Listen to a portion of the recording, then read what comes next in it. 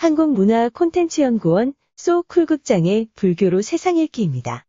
오늘은 입으로는 죽은 고기를 먹고 뒤로는 먹은 고기를 살려내었던 우리나라 고승 세 분의 신통력에 관한 이야기를 하려 합니다. 구독과 좋아요 부탁드립니다. 고맙습니다. 그러면 시작하겠습니다. 첫 번째로 부교화상 해공과 포항 오어사에 관한 이야기입니다. 우리나라 최초의 여왕이었던 신라 선덕여왕 때 일이다.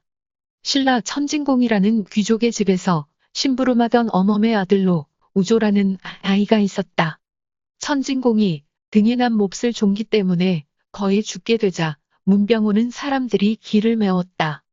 이때 우조는 나이가 7살이었는데 자기 어머니에게 물었다. 집에 무슨 일이 있기에 손님이 이렇게 많습니까? 어머니가 귓속말로 아이에게 속삭였다. 주인 나리께서 등에 난 종기 때문에 거의 돌아가시게 생겼단다. 우조가 말했다. 어머니, 제가 주인님의 병을 고쳐보겠습니다.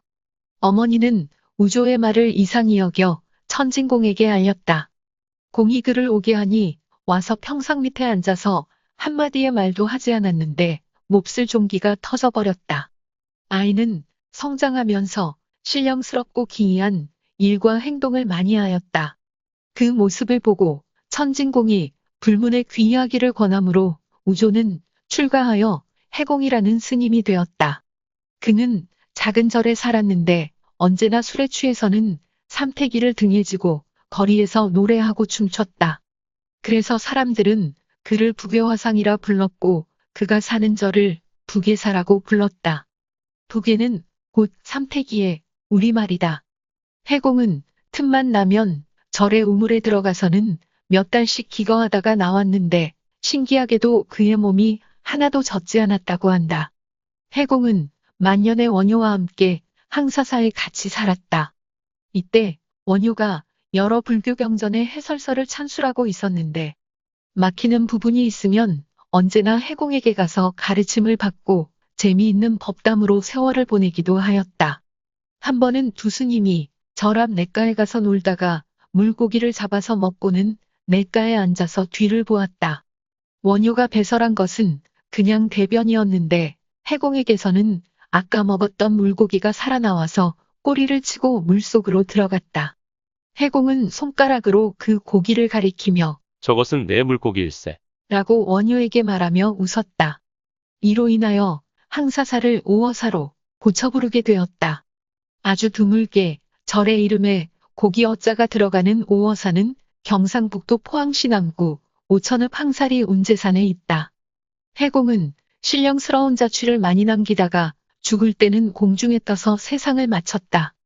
원효가 직접 답의했는데 남긴 사리가 그 수를 셀 수도 없었다. 두 번째는 고구려 승려 아도화상과 해남대흥사 중필이에 관한 이야기입니다. 지금으로부터 1400여 년 전의 일이다. 고구려에서 온 아도화상은 부처님 모실 도량을 창건하기 위해 해남 여기저기를 돌아다녔다. 그러던 어느 날 두륜산 근처를 헤매고 있었는데 아도화상의 눈에 절터로 쓰기에 적합한 장소가 들어왔다. 순간 아도화상의 가슴은 심하게 뛰었다. 전국 어디에도 이렇듯 좋은 명당터는 없을 듯 했기 때문이다. 그런데 이를 어쩌나 절을 짓기에 딱 좋은 그 명당터는 이미 산적들이 점령한 뒤였다. 이러지도 저러지도 못하고 그 주변만 맴돌고 있는 아도화상의 모습이 산적들의 눈에 띄고 말았다. 그때 산적들은 소를 잡아다가 막 구워 먹던 중이었다. 심심하던 차에 스님을 발견한 산적들은 스님을 데리고 놀 방법을 궁리했다. 산적 가운데 대장격에 속한 녀석이 피식웃더니 중이 고기를 먹는다. 라고 소리질렀다. 그러자 도적 패거리가 달려들더니 아도화상을 붙들어 나무에 꽁꽁 묶었다. 스님이 기가 막혀서 물었다. 이것 보세요. 내가 언제 고기를 먹었단 말이요. 산적 두목이 시치미를 떼며 희죽거렸다. 내가 잡았는데 단소리를 하느냐?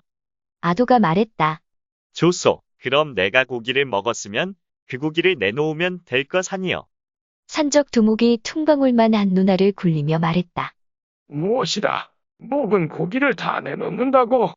상황이 재미있게 전개되고 있다고 생각한 산적들은 아도화상을 윽박지르며 어서 고기 내놓으라고 재촉했다. 산적들의 으름장을 듣고 있는지 마는지 그저 조용히 눈만 감고 있던 아도화상이 갑자기 번쩍 눈을 뜨며 모라 소리를 쳤다. 그러자 아도화상 주변으로 어디에서 나타났는지 수천 수만 마리의 피리가 잔뜩 몰려들었다.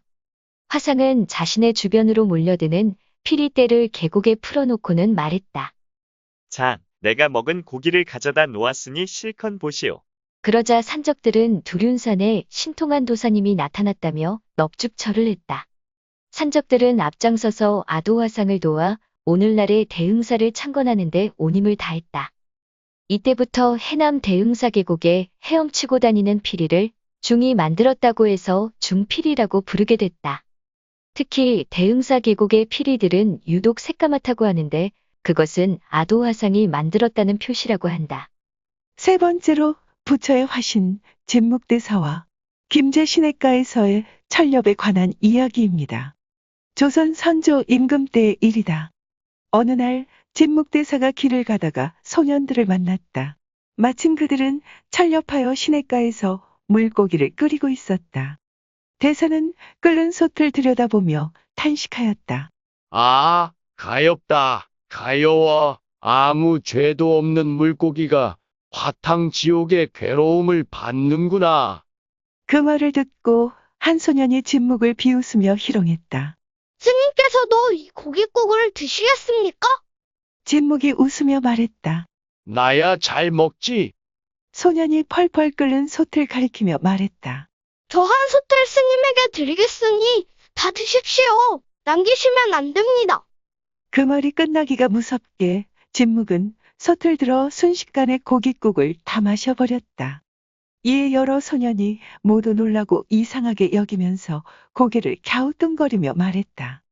부처님은 살생을 경계하였는데 이제 고깃국을 마셔 파괴하였으니 스님을 어찌 중이라 할 수 있겠습니까? 대사가 미소를 지으며 말하였다. 죽이는 기술은 없지만 살리는 재주가 내게는 조금 있다.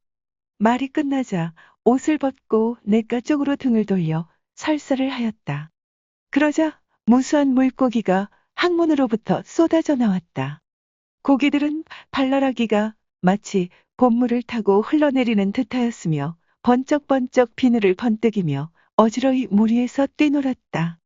대사는 돌아보고 물고기에게 일렀다. 물고기들아, 이제부터는 멀리 강에로 가서 놀아라. 미끼를 탐하다가 다시는 가마솥에 삼기는 괴로움을 당하지 않도록 조심하라. 그런데 고기 한 마리가 물가에서 뱅글뱅글 돌면서 물 안으로 들어가지 못했다. 진묵이 그놈을 잡아 자세히 살펴보더니 미간을 살짝 찌푸리며 말했다. 이 녀석은 손 밑바닥에 눌러 붙어있던 놈이라 머리가 반쯤 찌그러지고 지느러미가 없어졌구나. 고기를 잡고는 진묵이 두 손으로 머리와 지느러미 쪽을 만지니 원래의 모습으로 돌아왔다. 진묵이 그 고기를 냇가에 놓아주고 돌아서자 탐복한 소년들이 두 손을 모아 스님의 등 쪽을 향하여 합장 판배하더니 그물과 낚시를 내던지고는 집으로 돌아갔다. 이렇듯 법력이 출중한 진묵대사를 전라북도 김제 근방의 사람들은 지금도 부처님의 화신으로 여기고 신앙하고 있다. 참고 문헌 및 자료 출처 설명에 올리겠습니다. 1년 스님이 짓고 이재호 교수가 옮긴 상궁유사와 진묵조사유적고를 참고했습니다. 그리고 서병재 선생이 편찬한 영엄실화 전설집에서 아이디어를 얻었습니다. 또 해남신문의 기사와 사진, 전남 장흥의 보림사 대웅전의 벽화도 참고 인용했습니다. 이석훈 감독의 영화 해적 바다로 간 산적에서 몇 장면을 캡처했습니다. 네이버 블로그, 청남 권영안의 원효대사와 해골의 기사와 사진, 핀터레스트와 위키피디아, 그리고 한국향토문화 전자대전의 기사와 사진도 참고했습니다. 소쿨극장입니다. 다음 일요일 10시에 뵙겠습니다. 안녕히 계셔요. 고맙습니다.